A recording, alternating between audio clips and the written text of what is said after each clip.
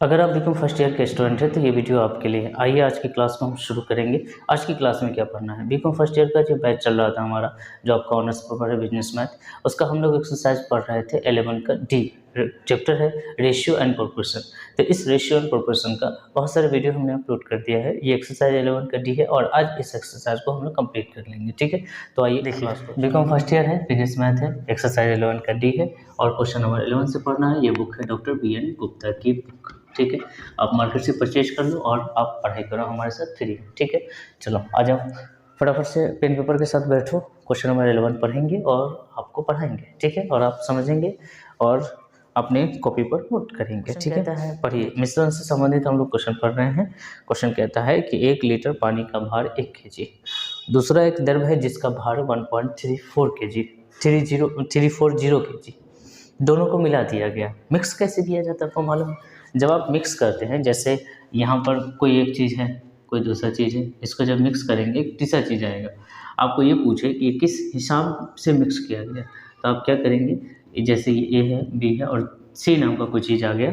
Mix करने के बाद स्वाभाविक है कि जब आप मिक्स करेंगे तो एक नई चीज़ बनकर आ जाएगी। ठीक है, तो यहाँ पर जैसे चीनी है, जैसे पानी है, दोनों को मिक्स करेंगे तो शरबत बन जाएगा। ठीक है, इसी तरीके से A है और B है, दोनों को मिक्स करेंगे तो एक तीसरा चीज़ बनेगा। आपसे ये पूछे कि इसमें का क्या हिसाब है, इसमें से किस रेशियो में दोनों को मिलाया गया। आपको करना कुछ नहीं है, यहाँ पर B और C का अंतर निकाल देना है और यहाँ पर A और C का अंतर निकाल देना है। निकाल के यहाँ लिख दीजिए, आंसर हो जाएगा। ठीक है, अब यहाँ पर आपसे जो कहा है वो ध्यान से समझिए। यहाँ पर कहता है 1 kg मिश्रण है, 1 kg हमने लिख दिया। उसके बाद कहता है 1.34 kg मिश्रण है, हमने लिख दिया। उसके बाद कहता है एक नया चीज़ बनकर आया, वो इतना आया। आपसे पूछा है कि किस हिसाब से आया है, तो आपको हिसाब निकालने के लिए किस मात्रा में, मतलब किस अनुपात में इसको मिलाया गया, वो निकालने के लिए आप घटा दीजिए। आप क्या करेंगे, जब इसमें से इसको घटाएंगे, आप घटाना भी सीख लो हमसे, कैसे घटाओगे। 1.270 यहाँ पर 0 हो जाएगा, यहाँ पर 14 में से 7 जाएगा तो 7 आएगा और यहाँ पर 2 में से 2 जाएगा तो 0 आएगा। 2 कहाँ से आया भाई, ये 3 था, एक इसने इसको दिया था तो ये 2 बचा, 0 हो गया और यहाँ पर भी 0 हो जाएगा। ठीक है, एक में से एक जाएगा तो ये लिखेंगे 0.070। इसको जब घटाएंगे तो ये आ जाएगा 0.1 एक ख़त्म हो जाएगा, अब बचेगा इधर पॉइंट वाला 270। अब इसको बैठा दीजिए 0.070 0.270। ठीक है, 270। जब एक ही स्थान पर पॉइंट को ख़त्म कर दीजिए, ये 0 से 0 ख़त्म हो जाएगा। देखो यहाँ पर जो 7 है ना, वो जो 7 है, 7 से पहले 0 है तो 0 नहीं भी लिखेंगे तो भी चलेगा, लेकिन 7 के बाद रहता तो आप ज़रूर लिखते। ये आपका रेशियो है, ये आपकी मात्रा है। अगर मैं ये कहूँ कि द्रव 1 जो है वो कितना है, तो 7 है। द्रव 2 है तो वो कितना है, 27। आप लिख दोगे। ठीक है, आपके 1 लीटर आप दोनों मिला देंगे तो ये 7:27 हुआ। तो यहाँ पर आप लिख सकते हैं, पहला जो द्रव हो जाएगा वो 7, हालांकि इतना भी आंसर लिख दीजिएगा तो भी चलेगा, 7/34 और ये हो जाएगा 27/34। ये कहा कि 6-5 को मिलाकर हमने 4 किया, तो इसका रेशियो क्या है, तो इसको रेशियो हम निकालेंगे, दोनों का अंतर निकालेंगे, 1 होगा, इन दोनों का अंतर 1 होगा, 2 होगा। ठीक है, तो ये अनुपात हो जाएगा 1:2। बहुत आसान है। ठीक है, जब दो चीज़ आपस में मिलाते हैं तो एक नई चीज़ आती है, तीसरी चीज़। ठीक है, तो यही कॉन्सेप्ट आपको रखना है और किस रेशियो में आता है तो इसको क्रॉस करके घटा देना है, यहाँ से यहाँ घटा देना है। बहुत आसान है, आप समझिए और एक आध बार अपने से बनाने का प्रयास करिए। चलिए 11 खत्म हो गया, अब आइए क्वेश्चन नंबर 12 देखते हैं। क्वेश्चन नंबर 12 में क्या लिखा है, शराब से भरे हुए एक पात्र में 4 गैलन शराब निकाल लिया जाता है, उसे पानी से भर दिया जाता है, पुनः 4 गैलन मिश्रण निकाला जाता है और फिर पात्र को पानी से भर दिया जाता है। मतलब ये है कि ये जो प्रक्रिया है 4 गैलन निकालने की, ये 2 बार किया गया है। ठीक है, अब आपके पास गैलन में कितना मात्रा है ये हमको नहीं पता है। ठीक है, मिश्रण कितने का है ये हमको नहीं पता है, तो हम मान लेंगे जो कैपेसिटी है या मिश्रण है वो कितने का है। मिश्रण हमारा जो है वो x गैलन का है। ठीक है, अब ध्यान से समझना, x में से अगर हम 4 निकाल लेंगे तो क्या बचेगा, x - 4 बचेगा। ध्यान से समझिए, और टोटल जो हमारा है वो इतना है, ये हो गया। अब x - 4 अपॉन x। ठीक है, ध्यान से समझिए, तो ये जो प्रक्रिया है ये 2 बार दोहराया गया और 2 बार दोहराने के बाद जो हमारे पास बचेगा वो बच रहा है 36:13। लेकिन ध्यान से समझिए, ये शराब बच रहा है और ये पानी बच रहा है, लेकिन जो हमारा हिसाब है वो टोटल का है और ऊपर में जो शराब निकाला है, शराब बचा हुआ है उसका है, ठीक है। तो हम क्या करेंगे कि दोनों को टोटल कर लेंगे तो ये 49 हो जाएगा और जो शराब है 36 है वो ऊपर में रख देंगे, ठीक है। अब इसको जरा सॉल्व करते हैं। x-4/4 यहाँ स्क्वायर को हटाएंगे तो √36 हो जाएगा, 49 हो जाएगा, x-4/x हो जाएगा और यहाँ पर 6 हो जाएगा और ये 7 हो जाएगा। 36 का वर्गमूल 6, 49 का वर्गमूल 7। अब देखिए इसको जरा सॉल्व करते हैं, इसको क्रॉस कर लेते हैं, इसको भी क्रॉस कर लेते हैं तो ये 7 हो जाएगा और 7 चौका 28 हो जाएगा और ये 6x हो जाएगा।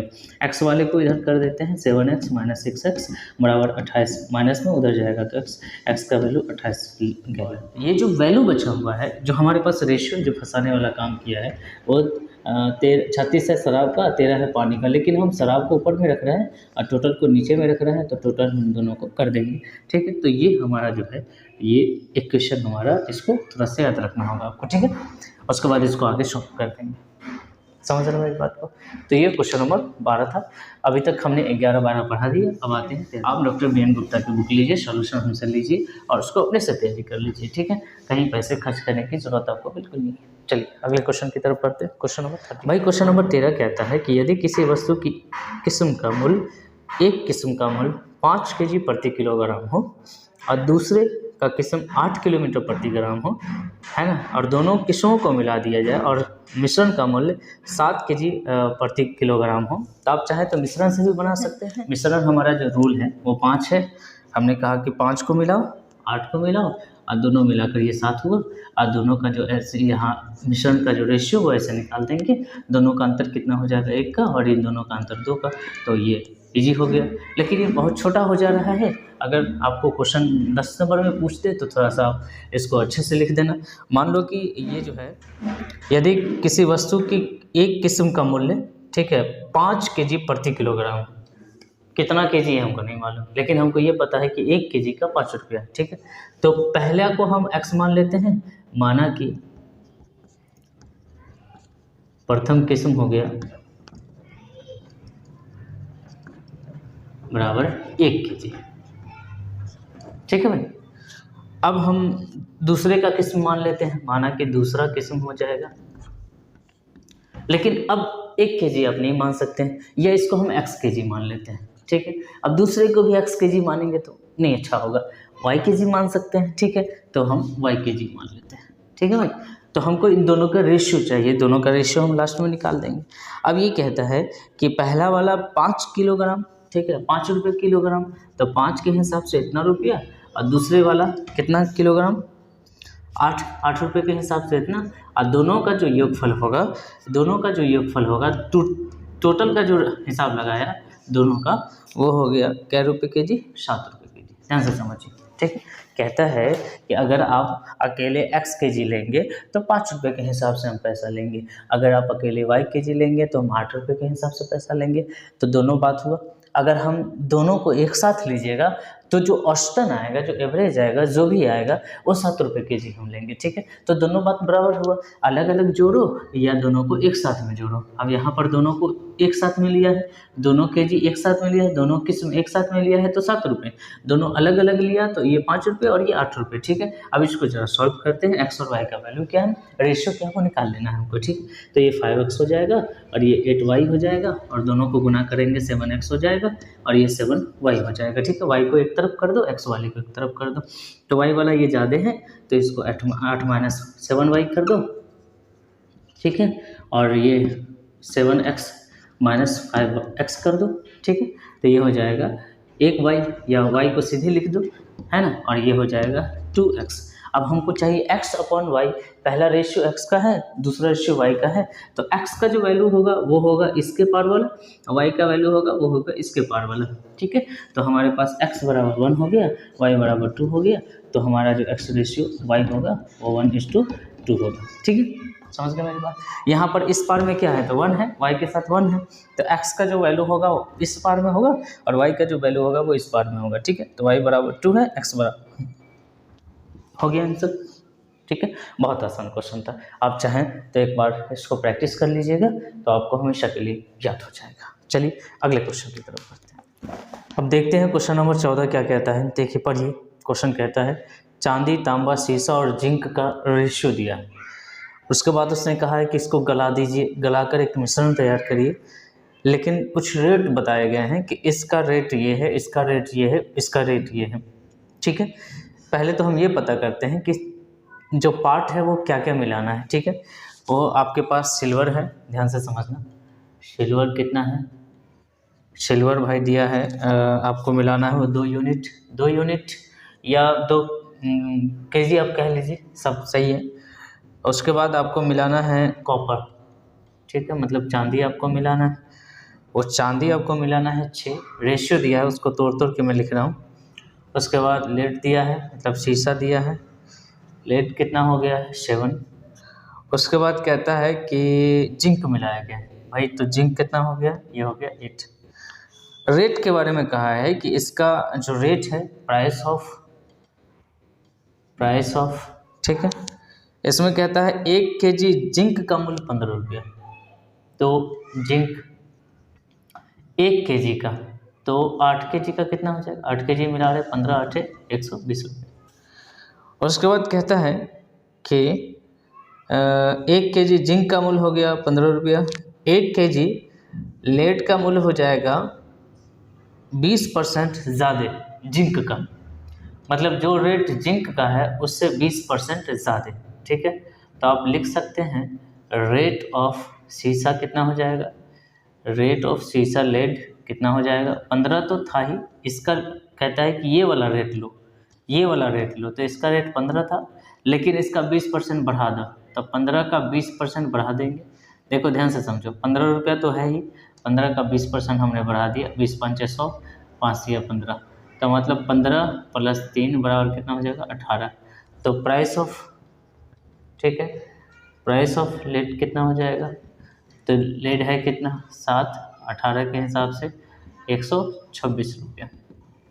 ठीक है, उसके बाद पढ़िए क्या कहता है। उसके बाद कहता है कि 1 kg चांदी का मूल्य शीशे के मूल्य का 20 गुना। शीशे का रेट कितना है, इतना, तो जो सिल्वर है, सिल्वर का रेट कितना हो जाएगा, रेट ऑफ सिल्वर, सिल्वर का रेट हो जाएगा इसका 20 गुना, इसके रेट का 20 गुना, तो 18 दूना 36 360। तो price of rate, price of silver, हाँ, प्राइस ऑफ सिल्वर कितना हो जाएगा भाई, सिल्वर है कितना 2 और 360 के हिसाब से 720 रुपये। ठीक है भाई, यहाँ तक समझ गए। आगे कहता है अंतिम मिश्रण, आगे कहता है कि यदि तैयार किए गए मिश्रण में, ठीक है, का वैल्यू जो है वो 60 रुपये प्रति kg हो जाएगा। तो तैयार जब करेंगे, प्राइस ऑफ सब कुछ मिलेगा, सिल्वर भी रहेगा, कॉपर भी रहेगा, लेड भी रहेगा, जिंक भी रहेगा, टोटल मिला के कितना हो जाएगा 8 8 16 7 8 7 15 15 6 21 21 2 23 23 हो जाएगा। 23 kg का रेट हो जाएगा 60 के हिसाब से, तो ये हो जाएगा 6 3 18 6 दूना 12 13 1380 रुपये। ठीक है, आपसे ये पूछा है कि आप मुझे कॉपर का रेट बताओ, ध्यान से समझो।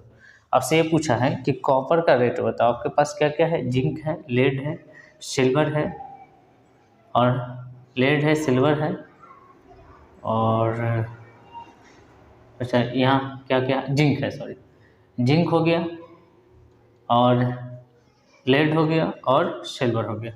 आपके पास जिंक का, शीशा का और चांदी का वैल्यू पता है, रेट टोटल कितना लगा है, आपको ये पता है total silver, copper, lead, zinc का वैल्यू कितना है। आपसे पूछा कि कॉपर का रेट बताओ।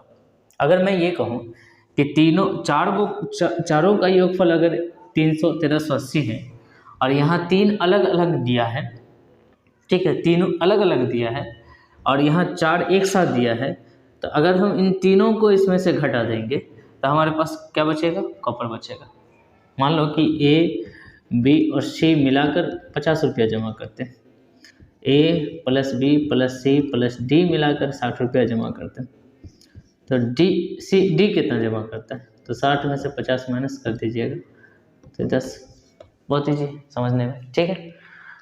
तो यही बात यहाँ पर भी है। तो आप क्या करोगे कि टोटल जो है इसका तीनों का वो घटा दो, कॉपर पता करने के लिए, कॉपर का प्राइस पता करने के लिए आपको क्या करना पड़ेगा, 1380 में से आप इन तीनों को घटा दो, तो इसका वैल्यू हो जाएगा 18 पंचे 120, सॉरी 120 घटा दो, फिर आप ये 126 घटा दो, फिर आप 720 घटा दो।